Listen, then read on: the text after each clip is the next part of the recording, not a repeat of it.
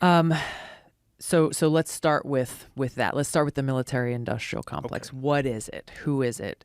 It is these massive defense corporations who make all these different weapon systems, from the smallest to the most powerful nuclear weapons and missiles. When we are at war, they make a lot of money.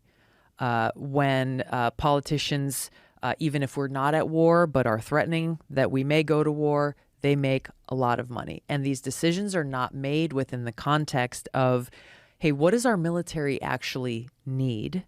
What do we need to ensure that our military is ready to defend our country and our national security interests?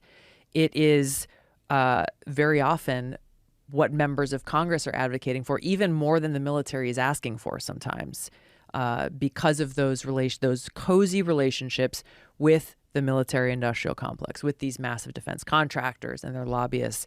So there's a direct correlation as the money is changing hands there.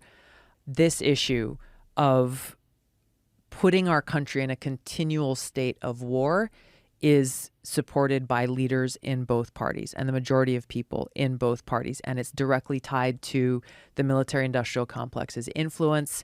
And you can see years before, obviously, Russia's invasion in Ukraine, this anti-Russia sentiment has been building up by the permanent Washington establishment and laying the groundwork. And this was the opportunity that they saw. It's put us in the most dangerous position we, the American people, and the world has ever been in that a nuclear war could break out in a week, in 30 days. We are staring over the precipice of that nuclear brink now more than ever before. We're hearing language coming from Putin, from Medvedev, from different Russian nationalist leaders saying, no, Putin, you should go and use those nuclear weapons. Whether they're the tactical nukes or the strategic nukes, doesn't matter. There is no way to win this. That would spark a nuclear war. It would spark World War III. And the result of that is destruction of the world.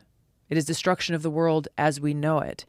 And, I hate to paint such a bleak picture, but people need to know that this is the reality that we're facing, that our leaders have pushed us and led us to this brink of nuclear war. They have their own bunkers and ways to protect themselves. There is no shelter.